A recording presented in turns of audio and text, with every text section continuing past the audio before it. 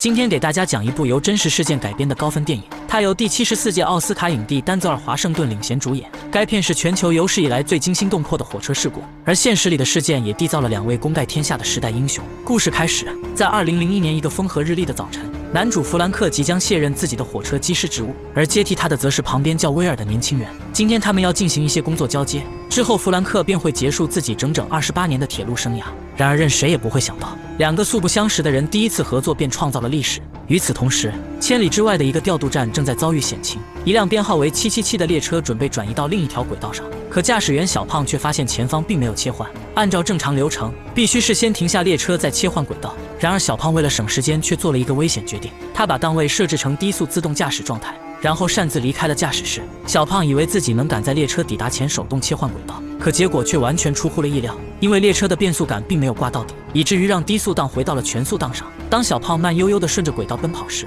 列车已经开始提速前进。这一幕让小胖彻底乱了阵脚，意识到列车才刚刚加速，于是他赶紧迈着矫健的步伐追赶，试图想重新上去控制列车。虽然最终抓住了扶手，可就在上去时还是出现了意外，小胖脚下一滑，重重地摔在地上，而他也只能眼睁睁地看着777自动离开。这么精彩的剧情，还得是在我新换的电脑上看。旧的联想拯救者我放转转上回收了1900多，像我换下来的旧手机、笔记本、耳机啥的，都会约转转工程师免费上门估个价，价格满意现场打钱，特别靠谱。总之听我的，二手回收认准转转 APP 就对了。随后小胖急忙来到调度中心汇报情况，不过他却谎称自己设置了独立刹车，因此列车的速度不会超过25英里每小时。主管康妮听后松了口气，庆幸这个速度完全在可控范围，他没有过多的责怪小胖，但却命令他赶紧开车去追。紧接着康妮给下个站点的杰德打去电话，并让他立即前往777的必经之路切换轨道，这样就能保证列车会驶进一条废弃的路线。虽然康妮迅速安排了截停计划，但他并不知道列车的真实速度。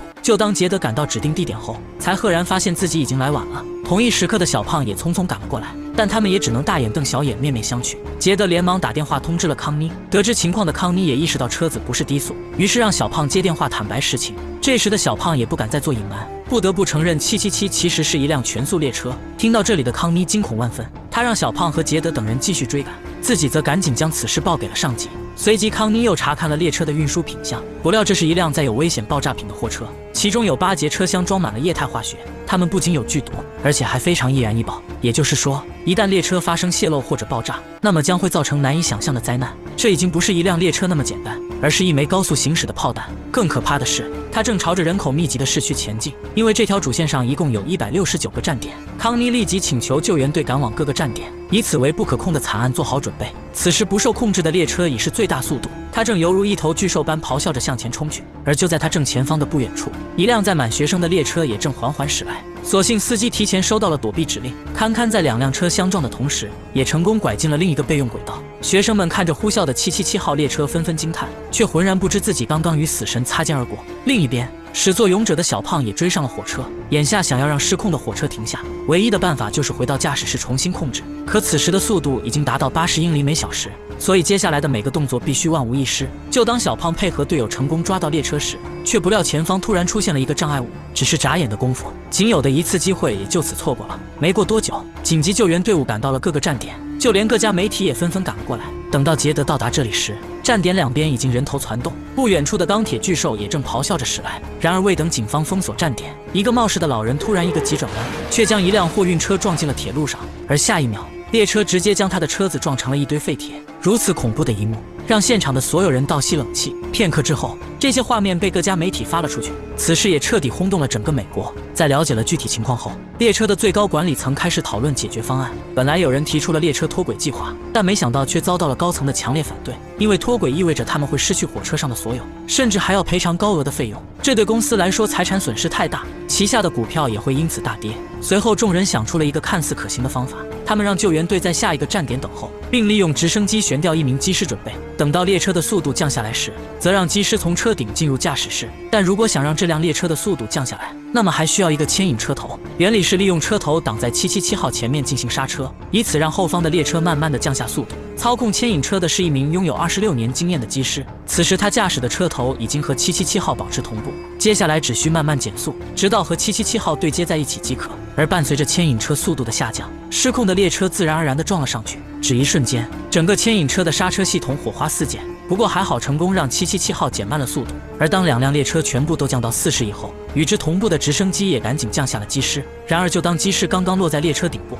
，777号的速度却突然失控，分秒间又撞上了前面的牵引车。强大的惯性将上方的机师掀飞到后面，而这也导致了整个计划瞬间失败。更令人心痛的是，前面的牵引车被撞离了轨道，马上要退休的机师也不幸遇难。如此惨烈的一幕让人感到后怕。可即便是这样，众人还是没能阻止777号列车的前进。机师的牺牲让大家心情低落，但此刻却不是悲伤的时候。紧接着更紧急的情况随之而来，一辆编号为1206的列车不知何时并入了主线，此时正迎面朝着777号的方向飞快驶来。驾驶1206列车的驾驶员不是别人，而正是最后一天上班的弗兰克以及刚刚入职的新进员工威尔。弗兰克必须赶在下一个轨道切点进行避让，否则一旦和777号产生正面撞击，势必会造成难以估量的灾难。通过和总部沟通，弗兰克知道了事情的前因后果，也明白了现在的情况有多棘手。而就在两车即将相撞之际，弗兰克却突然开始减速。新手威尔见状有些不解，弗兰克则解释，如果速度太快，那么列车切换路线后容易脱轨。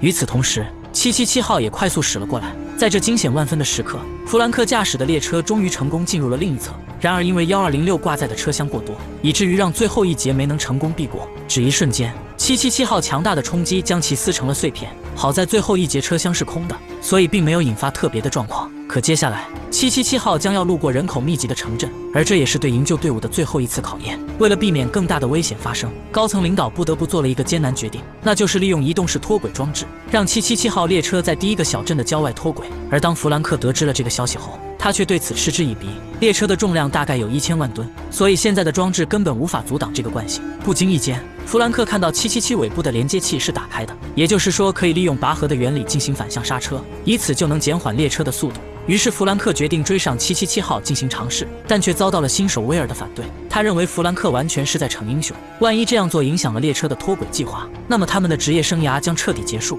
甚至还会因此担上刑事责任。可即便如此，弗兰克依旧没有停止准备工作，因为早在3个月前，他就被高层无故强制提前退休，就连退休金也被减半发放。此刻前途对他来说并不那么重要，现在的义无反顾不是为了公司，而是为了心中的职业道德与责任。或许是被弗兰克无私的精神所打动，威尔也决定加入进来，并毅然决然地踏上了充满未知的救援之路。就这样，一老一少驾驶着1206车头开始反追，可他们怎么也不会想到，两人却无意成了这场灾难的救世主。很快康妮知道了弗兰克的截停计划，于是急忙将列车在有危险品的情况告知了对方。与此同时，下一站的救援队伍已经开始疏散人群，还有一些手持武器的警察提前守在了站点。他们第一步要打坏车上的安全阀，这样就能让车子的速度慢慢的降下来。可安全阀就在油箱的上方，如果手抖没有击中目标，那么可能还会导致车子产生爆炸。令人遗憾的是，武器很难在毫秒间击中安全阀，因此这个方法失败了。好在前方还有高层安排的第二步，只要列车经过移动式脱轨器，也能让这场灾难止步于这个小镇。这是阻止列车前进的最后一个办法，当然也是最坏的一个方法。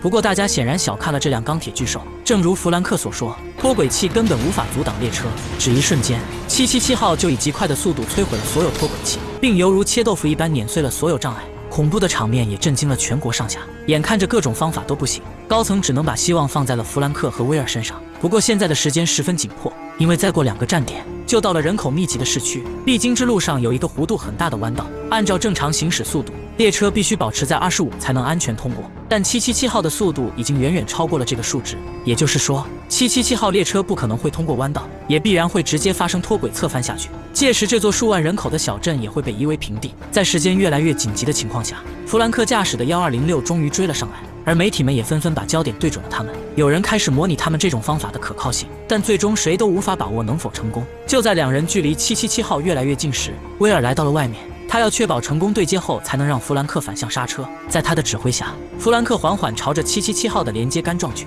只一瞬间，巨大的冲击力将车厢里的稻谷撞了出来，威尔也瞬间失去了所有视野。这时观看直播的人们不禁紧张起来，但弗兰克并不知道有没有对接上，他不停地询问威尔的情况，而威尔经过短暂调整，这才看清2辆车子对接上了，但关键的连接器却没有落锁，这意味着他们随时有可能失去777号。于是威尔不顾生命危险，竟然直接跳到了连接杆上，他用手不停地拉扯连接器，试图让它赶紧落锁。幸运的是，百般坚持下终于成功，但因为惯性，自己却被列车甩了出去。看着威尔的身影突然消失，人们此时此刻的担心都提到了嗓子，就连弗兰克也认为他凶多吉少。然而奇迹在此刻发生了，威尔凭借强悍的身体素质逢凶化吉，他幸运地爬回了列车，并在无比惊险下捡回了小命。虽然这次脚部受到了创伤，但连接的任务总算是完成了。当威尔顺利地回到驾驶室之后，两人将重心放在了最后的一个站点，也就是最关键也是最危险的大型弯道。弗兰克心里清楚，如果想要安全地渡过弯道，单靠1206的拉扯显然不够。虽然已经大大减缓了整体速度，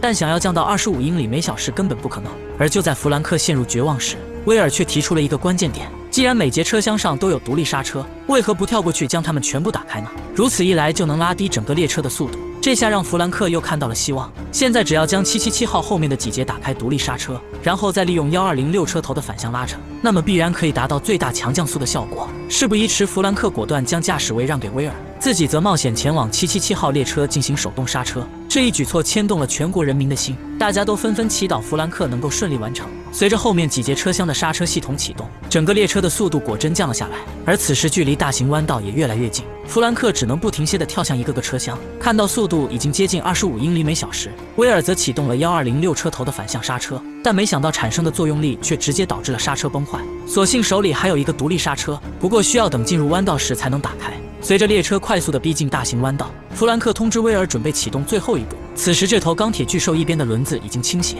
且随时都有可能发生侧翻的危险。眼见时机已经成熟，关键时刻威尔启动了独立刹车，强大的反作用力又将悬空的轮子拽了回去。他们终于稳住了列车的速度，并安全地驶过了致命弯道。这下让一直关注的人们激动不已，也总算可以缓了一口气息。虽然安全渡过了弯道，但不久后列车的速度还会提升上去。此时弗兰克被一节车厢堵住了去路，超远的距离根本不可能跨越。看到这里的大家不禁都屏住了呼吸。而就在局面陷入僵局之时，杰德却突然开着车子追上了1206，他大喊让威尔跳到自己的车上，并计划趁着现在的速度去追赶车头。很快杰德顺利接到了威尔，两人立刻朝着777的车头疯狂追去。这一幕让所有人振奋不已，全国上下观看直播的人们也都陷入了癫狂。片刻之后，车子和列车达到了同步速度，威尔则直接纵身跳了过去，他成功抓住了扶手，而这也让所有人都激动地大叫起来。经历了几个小时的救援，大家终于齐心协力阻止了这场灾难。而随着威尔缓缓地开始操控驾驶室，本片也宣告了结束。该片改编自2001年俄亥俄州的真实事件，